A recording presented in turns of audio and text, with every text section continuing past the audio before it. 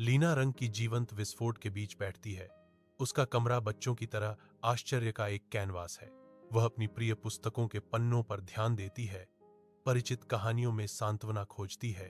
ध्यान केंद्रित दृढ़ संकल्प के साथ वह ब्लॉकों की ऊंची संरचनाएं बनाती है, जो उसके आंतरिक अशांति से एक अस्थायी मुक्ति है। खुशमिजाज माहौल और आकर्षक गतिविधियों के बावजूद एक स्पष्ट बेचैनी बनी हुई है, जो उसकी उज्ज्वल मासूम आंखों को छाया देती है। एक अनकहा लालसा कमरे को भर देती है। रंगीन दीवारों की तुलना में कुछ और के लिए एक मूक गुहार। सूर्य की किरणें लीना के कमरे में प्रवेश करती हैं, हवा में नाचते हुए धूल के कणों को रोशन करती हैं। बिस्तर के किनारे के नीचे एक झलक उसकी नजर को आकर्षित करती है, जो भूले हुए खजानों का संकेत देती है। वह नीचे पहुंचती है। उसकी उंगलियां अप्रत्याशित रूप से अलंकृत किसी चीज से टकराती हैं। यह एक पुराना ब्रश है, जिसके सुनहरे बाल पकड़े गए सितारों की तरह प्रकाश पकड़ रहे हैं। लकड़ी का हैंडल उसके हाथ में गर्म और चिकना लगता है। उसकी हथेली में एक लघु आकाशगंगा है। लीना के कमरे में धूप की किरणें आती हैं, क्योंकि वह अपनी ब्रश डुबाती है। उसकी आंखों में जिज्ञासा की एक चिंगारी चमकती है।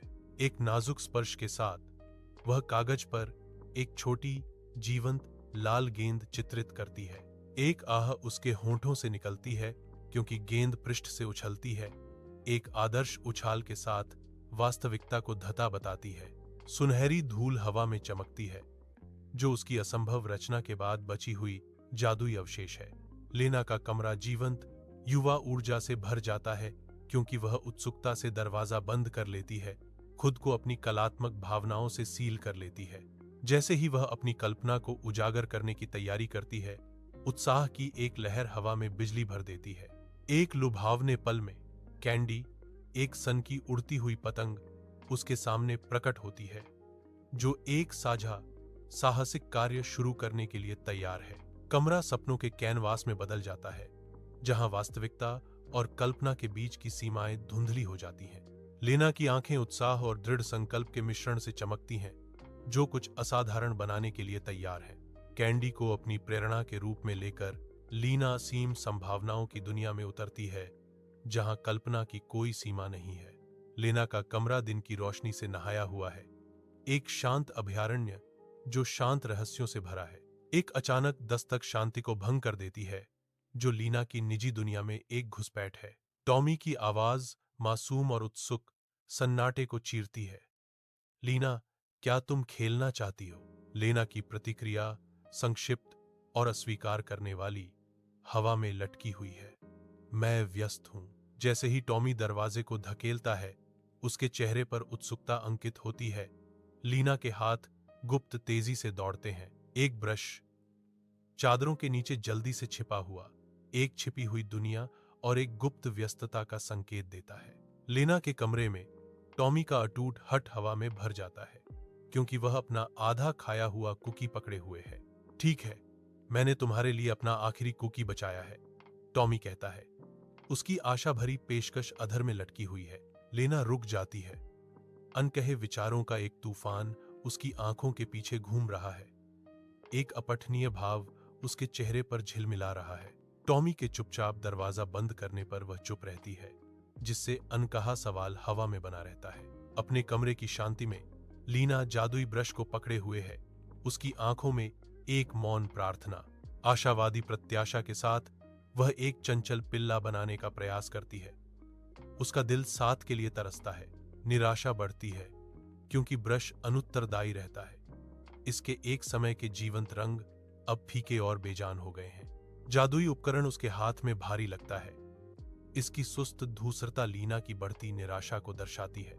उस पर उदासी की लहर दौड़ जाती है, क्योंकि उसे एहसास होता है कि ब्रश का जादू कम हो गया है, जिससे उसके सपने अधूरे रह गए हैं। कमरा एक उदास रोशनी में ढला हुआ है, जो लीना की आंखों में फीकी होती उम्मीद को दर्शाता है, क्योंकि वह अब निष्क्रिय ब्रश को पकड़े हुए है। लीना के कमरे में एक स्पष्ट निराशा भर जाती है, क्योंकि वह अपनी ब्रश को ध्यान से देखती है, उसे जादू बनाने के लिए प्रेरित करती है। ब्रश हठपूर्वक निष्क्रिय रहता है, जीवंत साइकिल और इंद्रधनुष को बनाने में विफल रहता है, जिसकी वह बेतहाशा कल्पना करती है। हारी हुई लीना झुक जाती है। उसके कंधे अधूरी क्षमता के भार से भारी हैं। तुम काम क्यों नहीं करोगी? वह फुसफुसाती है। उसकी आवाज निराशा और निराशा की एक झलक से भरी हुई है। अफसोस उस पर हावी हो जाता है क्योंकि वह शांत ब्रश को पके हुए खुद से फुसफुसाती है। मुझे इसे साझा करना चाहिए था। अपनी खिड़की से लीना गर्म धूप में जागते हुए गांव को देखती है।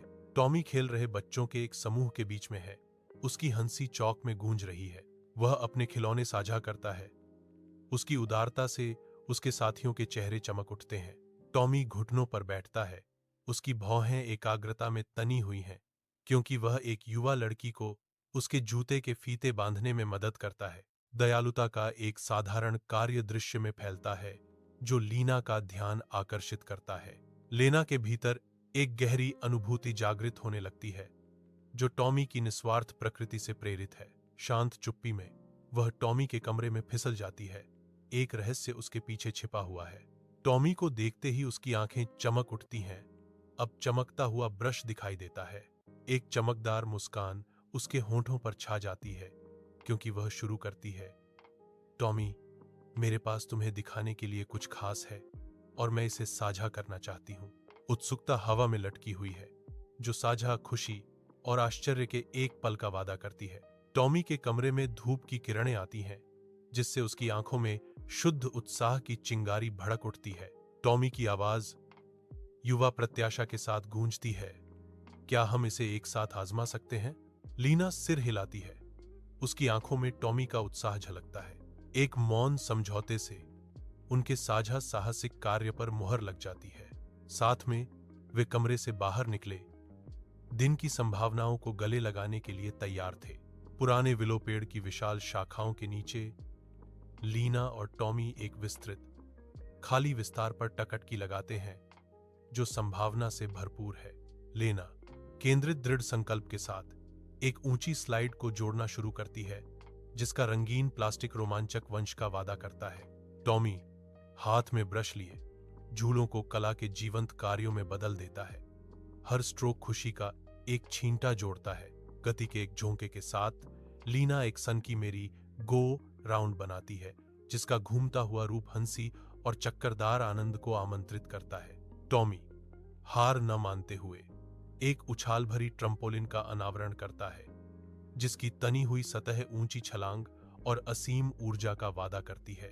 अंतरिक्ष एक जीवंत खेल के मैदान में बदल जाता है जो हंसी और अंतहीन रोमांच के वादे के साथ गूंजता है। विशाल विलो पेड़ के नीचे वे चित्र बनाते हैं। उनके ब्रश कैनवास पर नाचते हैं। अचानक ब्रश चमकने लगता है। हर स्ट्रोक के साथ एक कोमल चमक बढ़ती है। प्रकाश तेजी से तेज होता है। ब्रश अब एक लघु सूर्य की तरह चमक रहा है जो चमकदार किरणें डाल रहा है। असाधारण प्रकाश से आकर्षित होकर ग्रामीण बाहर आते हैं। उनके चेहरे विस्मय और आश्चर्य से भरे हुए हैं। पूरा गांव इकट्ठा होता है।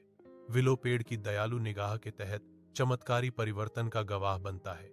एक उज्ज्वल विस्तृत आकाश के नीचे नया खेल का मैदान बच्चों की उत्साहित ऊर्जा के साथ जीवंत हो उठता है। बच्चों की खुशी स्पष्ट रूप से झूलों और स्लाइडों पर बच्चों के झुंड के रूप में हवा में गूंजती है। लेना बच्चों की खुशी देखकर दृश्य को देखती है। उसका दिल खुशी और गर्मजोशी से भर जाता है। टॉमी मुस्कुराता है। उसकी आंखें चमकती हैं क्योंकि वह उस आनंदमय अराजकता को देखता है जिसे उसने बनाने में मदद की। टॉमी ने लीना की ओर मुड़कर चेहरे पर एक हल्की मुस्कान के साथ कहा, देखा, साझा करने से चीजें वास्तव में बेहतर हो जाती हैं। शांत विलो के नीचे रात गहरी होती जाती है क्योंकि वे अपनी पेंटिंग इकट्ठा करते हैं। हवा अनकहे वादों से भरी है। लेना रुक जाती है। उसकी निगाहें अपने हाथ में पकड़े ब्रश की ओर खिंची चली जाती हैं। उसकी आंखों में एक मौन प्रश्न होता है। ब्रश की नोक से एक नरम अलौकिक प्रकाश निकलता है जो उसके चेहरे को सुनहरी चमक से नहलाता है। एक आवाज अंदर से फुसफुसाती है, आश्चर्य और नए विश्वास से भरी हुई, यह फिर से जीवित हो गया है। लेना की आंखें चौड़ी हो जाती हैं, जादुई रोशनी को दर्शाती हैं, जैसे वह ब्रश को एक कीमती रहस्य की तरह पकड़े हुए है। शायद इसे बस थोड़ी सी दयालुता की जरूरत थी। लीना कहती है, उसकी आवाज सरसराहट करते पत्तों से मुश्किल से सुनाई दे रही थी। अपने कमरे की हल्की रोशनी में लीना, जिसकी आंखों में नई समझ झलक रही थी, धीरे से ब्रश को थामे हुए थी। विचारपूर्वक सावधानी से वह ब्रश को एक डिब्बे में रखती है, शब्द केवल साझा करने के लिए एक मूक वादा। जादुई ब्रश अपने नए घर में आने पर आशावादी प्रत्याशा की भावना हवा में भर जाती है। उस दिन से एक आवाज फुसफुसाती है जो गर्मी और आश्चर्य से भरी है। जादुई ब्रश के साथ मिलकर बनाई गई हर पेंटिंग शुद्ध, बेरोकटो खुशी और अंतहीन जादू से चमकती है।